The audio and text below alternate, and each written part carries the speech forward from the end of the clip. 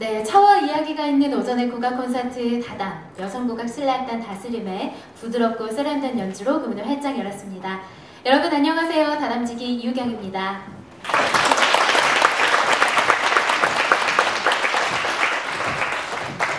한 달 동안 잘 지내셨나요? 네. 한 달이 정말 금방 가죠? 저는 얼마 전에 대청소를 했습니다. 또 어제 오늘 비가 내려서 뭔가가 싹 씻겨나가는 기분인데요. 친정집에 이사를 하는 바람에 엄마의 등살에 버티고 버티다가 정리를 하는데 정말 온갖 것들이 나오더라고요. 어렸을 때 적었던 일기장, 받아쓰기장, 또 자랑을 좀 하자면 100점 맞았던 시험지들도 진짜 많더라고요. 그래도 가장 많은 건 편지와 쪽지였습니다. 정리를 하다 말고 주저앉아서 그것들을 읽어보는데 내용이 참 뻔합니다. 사이좋게 지내자, 친하게 지내자, 사랑해, 나 너가 좋아. 얼마나 솔직하고 직설적인 표현인가요? 그 시절의 저를 지금의 제가 보는데 정말 귀엽더라고요. 이제는 좀 버려야지 하고 정리를 시작했는데 다시 고스란히 모아뒀습니다. 오랜만에 보물을 발견한 것 같아서 정말 행복했어요. 여러분들에게도 이런 보물들이 하나씩은 있을 것 같은데요. 여러분들의 보물에는 어떤 추억이 담겨져 있는지 정말 궁금합니다. 제가 오늘 이 이야기를 왜 했냐면요. 오늘 모실 우리의 이야기 손님이요. 바로 이 보물 추억 한 페이지를 장식한 그리고 장식할 분이기 때문입니다. 숲이 질환지기로 꿈꾸마의 저자이자 영원한 시인 유한진 선생님을 무대 위로 모시겠습니다. 네, 선생님 먼저 오늘 온 관객분들에게 인사 부탁드리겠습니다. 네, 저는 그 질환지교회 필자 유한진이고 시인 유한진이고 여기 오면서 가슴이 두근거렸습니다. 왜냐하면 제가 남원의 장모입니다. 제 딸이 남원의 총각하고 결혼해서 제가 서동댁에 온 것 같은 그런 기분입니다. 물론 가까이 제 곁에 살고는 있지만은 제가 사회복을 해서 내가 오늘 자네 마을에 가네. 그러면서 내가 남원의 장모라는 것이 여기 오니까 더 실감이 나고 좋습니다. 유서 깊고 참 아름다운 사랑의 전설이 전해지는 그런 창작의 이 그 고장에서 예술의 향기가 항상 풍기는 데서 춘향가에서 잤어요. 제가요. 너무 그 한옥에서 자본 지가 몇십 년 만인 것 같고 참 좋습니다. 그리고 저는 또 제가 본관이 전주예요. 전주 뉴스인데 호랑이 등에 업혀가지고 어머님 묘자리를 보러 다니다가 호랑이 등에 업혀가지고 호랑이가 내려놓은 것이 안동 범바위 꼴이었어요. 그래서 거기에 가서 우리 조상들이 그 세거를 하다가 저는 13살 초등학교 졸업을 하고 이제 고향을 떠나서 고향을 잘 모르고 지금 또 입맛댐 속에 수몰이 돼서 고향이 없어졌습니다. 실향민 그런 셈이죠. 예. 그래서 서울에 오래 살고 있으니까 근데 이제 오래 살고 있어도 한 동네에 40년 넘게 살고 있는데도 고향 같지가 않아요. 그냥 그렇다고 이사 가고 싶지도 않은데 여기 오니까 내가 서돈댁 마을로 이사를 올까. 근데 서돈댁은 또 여기에 살고 있지 않습니다. 우리 그 현대인들이 이렇게 노마드처럼 네. 유목민처럼 이렇게 떠돌리면서 사는.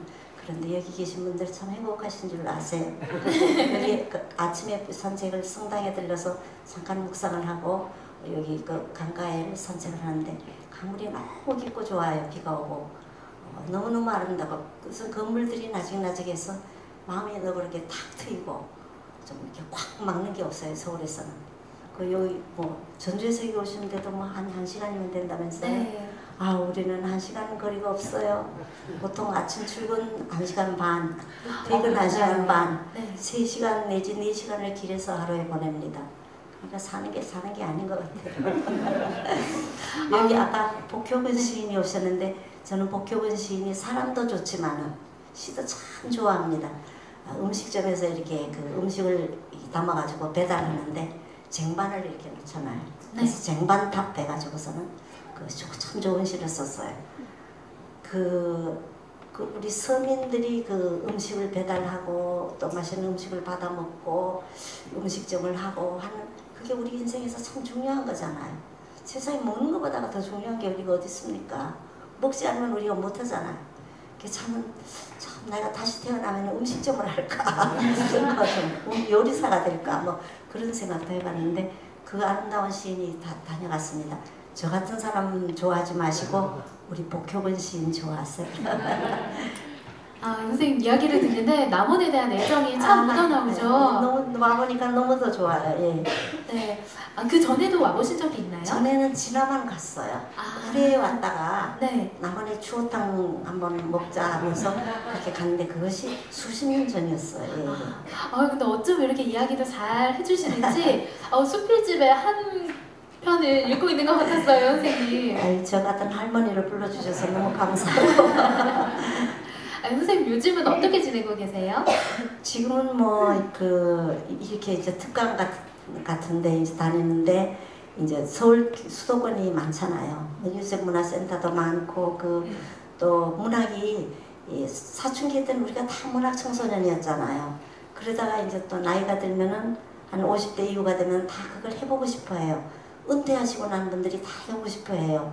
그래서 은퇴하신 분들이 이제 다시 시인이 되거나 소설가가 되거나 수필, 근데 소설은 너무 노동이 되니까 주로 시하고 수필을 쓴다고 해서 이렇게 그룹끼리 모여서 또 구청의 문화센터 뭐 이런 데서 그걸 많이 배우시는가 봐요. 아. 의사는 의사대로, 네. 또 화가는 화가대로, 음악가는 음악가대로 살고 나면은 우리 인생이 몇 권의 소설이 되잖아요. 살아난 것이. 그러니까 그런 데 불려다니느라고 제가 정신이 없습니다. 아, 요새는 강연을. 네. 그리고 은행 같은 데서도 맨날 돈 나고 이 계산 그것만 하다가 전혀 꿈 같은 얘기, 사람 사는 아무것도 아닌 건데 그게 의미를 찾으려고 하는 그런 문학의 얘기 같은 그런 걸 들으면은 무슨 청량제를 한 잔 마신 기분이래요. 그래서 은행이 제일 돈을 많이 줍니다. 늙어도 돈 많이 주는 데가 좋잖아요. 네. 그런데 뭐 이제 공무원, 뭐 심지어는 국어학원, 국어를 전공했는데도 그런 못 쓰는 분들이 있어요. 그러니까 어떻게 해서 국어를 안 했으면서도 글을 쓰느냐 해서 그런 교육원에도 불려다니고 뭐 제주도도 또 도서관에 갔다 오고 도서관이 많아요. 그래서 도서관에 불려다니고 뭐 그런 짓을 하면서 삽니다. 학생들은 말을 잘 듣나요, 선생님? 예, 저는 이제 퇴직을 했기 때문에 네. 학교 강의는 안 해요. 학교 강의는 골치 아파요. 왜냐면 계획서를 써내야 되고 숙제를 받아야 되고 성적을 내야 되는데 여기 와서 이렇게 떠드는 거는 성적을 안 내도 돼요. 요걸 A 줄까 B 줄까 아스마스마스하게 그거 참 골치 아픈 일이에요. 근데 그런 걸 안 해도 되니까 더 좋습니다. 아, 선생님 근데 요새는 강연을 많이 다니신다고 했지만 글을 쓰신 지 벌써 50년이 53년, 80이죠? 54년째네요. 와. 50년 했으니까. 그래서 제가 좋았어요. 저는 전공이 발달심리학입니다. 인생이 태어나기 전부터 수정체, 아버지 어머니의 정자와 난자가 수정해가지고 어떻게 발달하는가, 주로 신체 발달이 아니라 정서 발달, 마음의 발달, 지능 발달, 도덕성, 창의성 뭐 이런 발달이에요. 그래서 이제 죽을 때까지 이 발달 과정으로 보는 것이죠. 이제 그 발달 심리학을 전공했는데 참 재밌어요. 재미없은 것도 못했을 거예요. 그런데도 불구하고 왠지 시가 더 좋아요. 시가 더 좋고 글쓰기가 더 좋아요. 그래서 그 무엇도 되기 전에 23살 때 시인이 됐어요. 자기가 하고 싶은 거는 못 버리는가 봐요. 그거는 아무리 틈이 없어도 지가 하고 싶은 걸 하게 돼요. 그게. 그럼 선생님 제가 글을 쓰는 원동력은 뭘까요? 여쭤보려고 했는데 자기가 하고 싶은 것이 원동력인 것 같아요. 예. 생리적이 아닌가라는 생각이 듭니다. 재능을 타고났다는 게 아니라 하고 싶어 하는 것도 타고나지 않았나. 또 성장기에 부모님들이 책을 읽거나 전 할아버지가 한시하시거나 시조를 하셨거든요. 그리고 삼촌이 민요를 하고 국악 비슷한 걸, 경상도에서는 국악이라는 게 없었어요. 저는 국악을 너무 좋아해서 옛날에는 춘향전에 나온 사랑가, 지금은 사철가만 들으면 저는 눈물이 날라 그래요. 지금 사철가를 이렇게 좋아하는데 제가 그 좋아하는 인연으로 오늘 여기 앉게 되지 않았나라는 생각을 했는데, 제 친구 중에 하도 노래를 잘하는 손인식이라는 분이 계세요. 전주인가 어딘가 하여튼 전북의 고향이신 분인데 글씨를 또 아주 잘 써서 뭐 대통령상도 받고 그런 분인데 그것이 생계가 안 돼요. 그러니까 이분이 인도네시아로 이제 이민을 가서 거기 있는 교포들한테 그 글씨를 가르치고 뭐 어떻게 하여튼 거기 가서 살아가요. 그래서 저한테 카톡도 가끔 오고 또 거기서 이제 써가지고 와서 이제 전시회도 하고 있는데 그분이 사철가를 이렇게 잘 불러요. 그래서 제가 그분 보고 손혜식은 명창이다. 시도 잘 써요. 시인이기 전에 명창만 해라 하던 국창이라고 제가 올려줬습니다. 참 잘 불러요. 참 잘 불러요. 그래서 내가 전시회 장소에서도 다른 말 하지 말고 너 사철가 한번 불러요. 제가 그 노래를 그렇게 좋아하고 그 시인을 그렇게 좋아합니다. 네. 선생님 국악도 참 사랑하시는 마음이 느껴져서 인연이 깊네요, 선생님. 네. 오늘 다담과. 제가 그 한창기라는 분이 이쪽에 그 호남 분이에요. 우리 국악이 별로 그 관심을 끌지 못하던데 제가 40대였으니까 지금부터 한 30몇 년 전이죠. 그때 제자 하나가 뿌리 깊은 나무라고 해가지고서는 그분이 출판사를 했는데 돈이 될 책은 안 만들고 이 테이프 레코드판 그 국악 우리 국악의 모든 노래 흥부가서부터 시작해서 다 그것만을 레코드판을 만들었어요. 근데 우리 지금부터 30몇 년 전에 가난했다고요 그때요. 겨우 그냥 집에 우유 하나 배달해서 먹는 집은 괜찮은 집이었어요. 그때가 전두환 정권 때가 하여튼 조금 우리가 깨치려고 하던 그런 때였어요. 그런데 그걸 거금 60만 원을 주고 그걸 샀어요. 60만 원은 제 월급의 한 40%인가 됐을 거예요. 근데 얘가 와가지고 선생님 제가 외판원인데요. 이걸 팔아주면은 선생님이 사주시면 제가 내근을 한대요. 여학생이 외판원 하는 걸 어떻게 봐요 제가요. 그래서 그걸 샀어요. 월부로 샀어요. 1년을 월부로 산 적이 있어요. 그걸 제가 국립도서관에다가 기증을 했습니다. 남편이 세상을 떠나고 집에 책이 너무 많아. 책 때문에 집을 움직이지를 못해요. 그래서 그걸 국립도서관에다가 전부 책을 기증을 하면서 그것도 기증을 했어요. 그리고 한가하게 틀어놓고 들을 겨를이 없어요. 사는 게 서울 생활이 짐승이 사는 것 같아요. 선생님 이야기를 너무 잘해주셔서요. 제가 질문을 드리기도 전에 지금 술술 다 얘기해주셨어요. 오늘 대본이 필요 없을 것 같습니다. 네, 선생님 작품 중에 네. 질환지교를 꿈꾸며가 아무래도 가장 많이 들어보셨을 것 같은데요. 저녁을 먹고 나면 허물없이 찾아가 차 한 잔을 마시고 싶다고 말할 수 있는 친구가 있으면 좋겠다. 이 작품, 이 문장이 참 많이 여기저기 새겨지거든요. 이 질환지교를 꿈꾸며 얽힌 일화가 또 있다면서요? 사실 그거는 도입문인데 글을 쓰자면 시작문인데 그 뒤에 가면은 우리가 돈이나 뭐 명예나 이런 거를 이렇게 탐할 필요도 없고 그걸 미워할 필요도 없고 있는 만큼만 그냥 가지는 만큼만 가지고 살면 된다라는 좋은 기절들이 참 많습니다. 근데 그건 안 하고 앞에 도입문만 그런 것도 있어서 좀 부끄러운데 그때 이제 제가 43살 쯤인데 23살에 등단을 하고 20년 동안 무명이에요.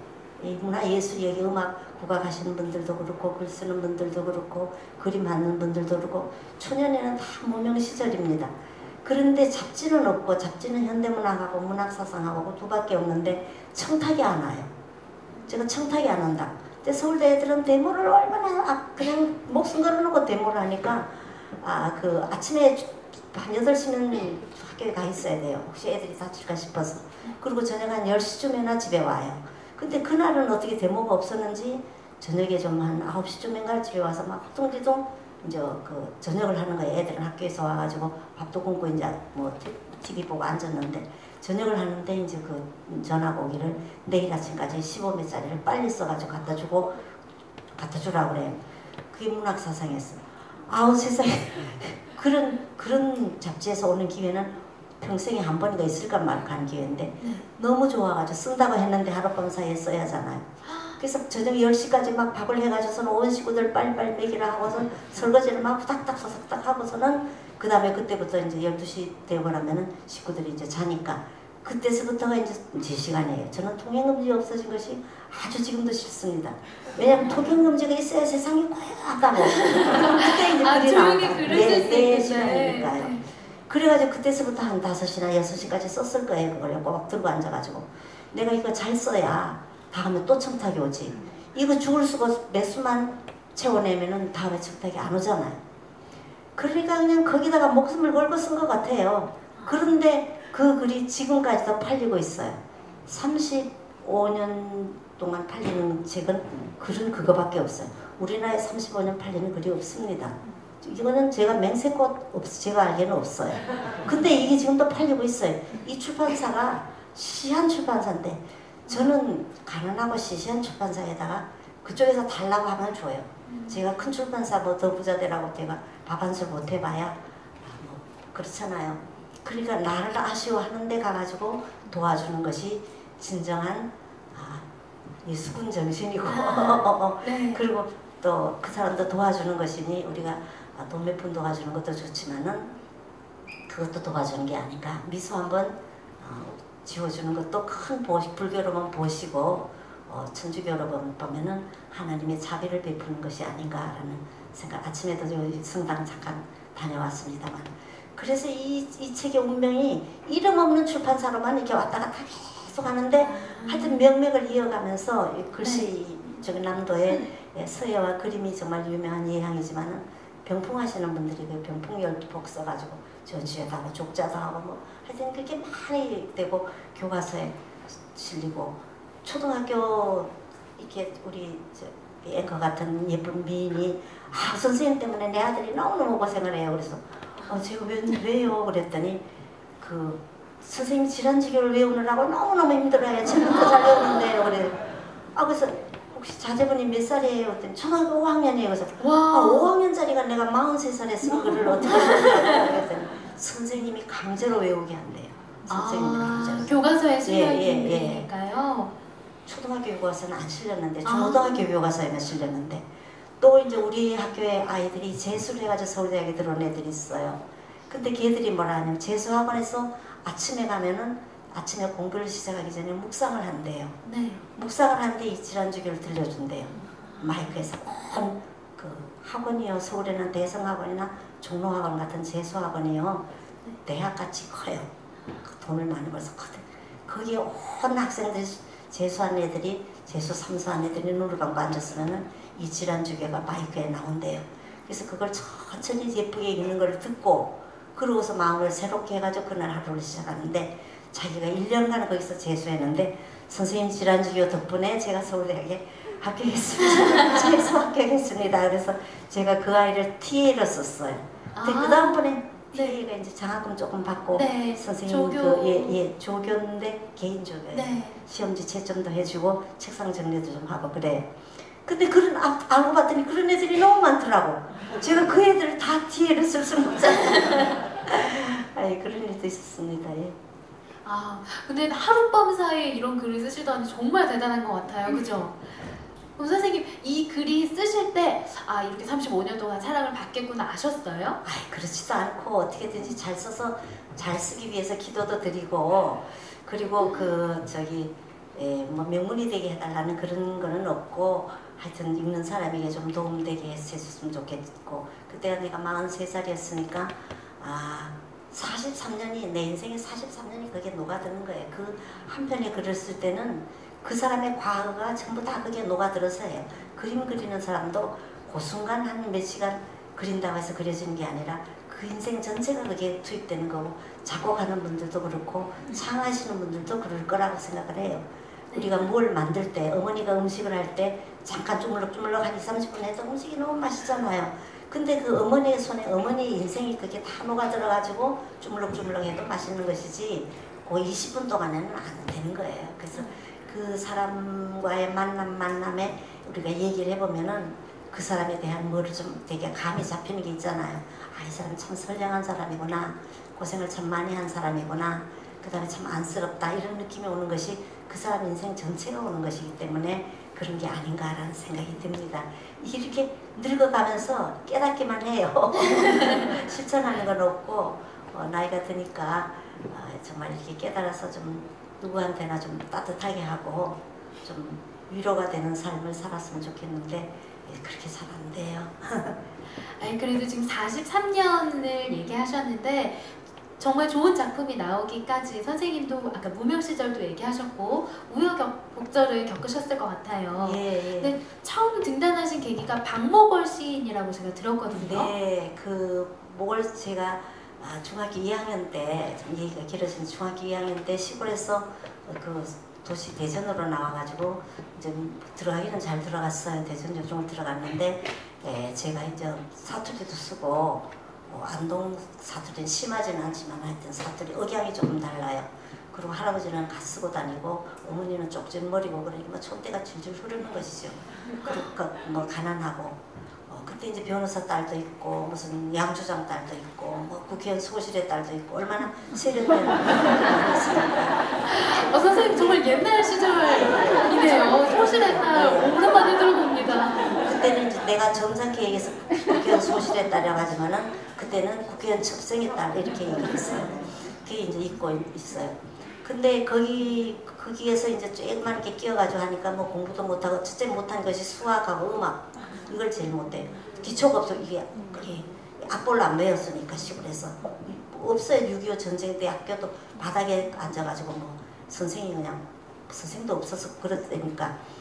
그래서 이제 공부를 못하니까 제가 헌책방에서 책을 빌려봤는데 소월의 시에 진달래라는 그 서울시초를 빌려봤는데 거기에 산유화라는 시가 있어요. 산에는 꽃 피네 꽃이 피네 갈봄 여름 없이 꽃이 피네 뭐 그렇게 그런 게 나와요. 근데 계절의 순서가 봄 여름 가을이지 가을 여름은 아니잖아요. 네. 더군다나 우리 어머니나 할아버지가 얘기하는 것처럼 가을도 아니고 가을. 그러니까 그게 아주 나는 너무 뭐 사투리 아주 주눅이 들었다. 그래서 선생님께 그걸 질문을 했다 그랬더니 선생님이 가만히 생각했거든요. 그래 소리 그렇게 쓰고 싶어서 썼지 뭐. 왜냐면 빠듯빠듯한 애들이 많은데 꾀죄죄한 게 안 가져와서 사투리 억양도 이상하면서 이상한 질문을 하니까 그래 이게. 그 다음번에는 제가 다른 게 질문을 하고 싶었어요. 산이라는 시가 소월의 시에 있는데 산새도 오리나무 위에서 운다 산새는 왜 우노 심해 산골 영 넘어가려고 그래서 울지 눈은 내리네 와서 덮이네 오늘도 7, 80리 돌아서 60리를 가기도 했어 불기불기 다시 불기 산수갑산에 다시 불기인데 산새도 왜 도라고 했느냐 그러면 물새도 집새도 텃새도 까마귀도 다 전부 다 그게 아니냐 그 다음에 그 왜 오리나무 위에서 온다. 제가 산골에서 자라서 오리나무를 알거든요. 우리 동네 오리나무는 산골은 꾀죄죄해요. 떡갈나무나 이게 전나무 같은 조금 나무에서 우리 집에 오리나무에서 온다. 그걸 물으려고 하는 걸 못 물었어요. 선생님이 망신을 줘가지고. 그리고 애들이 1, 2, 3학년 문예반 시간이 1, 2, 3학년 아이들인데 거기서 내가 완전히 우스갯거리가 돼버린 거예요. 그래가지고 너무 그게 분해가지고 그 다음번에 옛날에는 수도를 틀면 수도에다 입을 이렇게 대고 물을 마셨어요. 네. 마시고 그걸 가슴을 막 새기라 하면서 두고 봐라 내가 막 시인이 돼서 내 앞에 나타날 것이다. 복수가 왜 그런 그게 복수인 줄 알았어. 복수하는 건 줄 알았어요. 근데 그때는 선생님들이 그 제대로 교사 자격증을 가지고 선생님 하신 분은 가정과 선생 하나뿐이고 군대 남자분들은 군대 잡으러 오면은 지방으로 도망가가지고 숨어서 그 사이에 노는 사이에 잠깐 선생하다가 또 잡으러 오면 도망가거나 붙잡혀서 이제 군대 입대하거나 그러던 때 시절이었으니까 임시 선생님이셨나봐요. 그러니까 항상 불안증이 있고 이제 그래서 아마 그랬지 않나라고 이제 제가 나이가 들면서 이해를 했는데 그러고서 글을 썼어요. 그리고 이제 해저 이말리라는 영화를 보고 단체 관람하는 영화를 보고 바다라는 시를 써서 교지에 냈습니다. 근데 고등학교 들어가면서 공부를 좀 잘했어요. 암기를 잘하니까 외우는 걸 잘하니까 그러면서 글 따윈 거는 안 쓰고 이제 우리 아버지 세장가를 보낸다 해서 이제 아들이 없다고 해가지고 우리 할아버지가 아버지를 이제 처녀장가를 보내서 애를 옛날 지금도 마찬가지지만 애를 많이 낳아야 그 집이 번창하는 집이에요. 아들을 낳게 해야 되는 거예요. 그게 할아버지와 아버지의 절대 절명이었어요. 그래서 친척들을 불러 올려가지고 전부 그 문중에 허락을 받아가지고 우리 외가에다 통보를 한 거예요. 우리 아버지를 세장가 보낸다 했더니 우리 외할아버지가 털컥 거기에 동의를 하신 거예요. 선생님 진짜 옛날 시절 얘기네요. 엄마 팔자가 뭐가 되겠어요? 그러니까 엄마는 막 만나면 죽을 지경이 된 거죠. 네. 그런 분노 때문에 내가 할아버지와 아버지를 밟아버리고 싶은 거예요. 근데 신문에 봤더니 황윤섭 판사라고 우리나라 최초의 여자 판사가 있더라고요. 네. 그분이 죽었는데 감기약을 너무 과용해서 죽었느냐 아니면 남편이 의도적으로 암살을 사전에 했느냐 그거 가지고 막 이렇게 떠들어요. 여자도 판사가 되는구나. 나도 판사가 되가지고 해야겠다라는 생각을 하면서 공부를 아주 열심히 했습니다. 그래서 잘했는데 나중에 봤더니 뭐 서울법대 가기는 글렀어요. 제 성적이 시골에서 잘한다 해가지고 그건 아니에요. 그리고 옛날에 뭐 재수나 과외나 뭐 이런 것도 모르고 그래서 할 수 없이 들어가면은 교장, 국민학교 교장을 시켜준다더라. 그리고 등록금이 없다더라. 라고 해서 서울대학교 사범대학을 들어갔습니다. 근데 이제 그렇게 초라하게 되니까 1학년 때 군사혁명이 일어났어요. 그래서 학교에서 교문에 이제 군인들이 총을 들고 학교에 학생들이 일로 못 들어가게 했어요. 막장이 지나가면은 막 대학생들이 돌 던지고 막 그래가지고 군인들이 도서관이고 뭐 학교가 완전히 폐쇄되고 우리 대학을 없애버린다. 대학을 없애버려요. 사범대학을 물리대 통합이 돼가지고 사범대학을 없애버린대. 그리고 학생들이 운동을 하거나 거기에 반대하는 교수들은 전부 수배 이것이 벽보에 붙었어요. 붙잡는 수배 이렇게 내렸어요.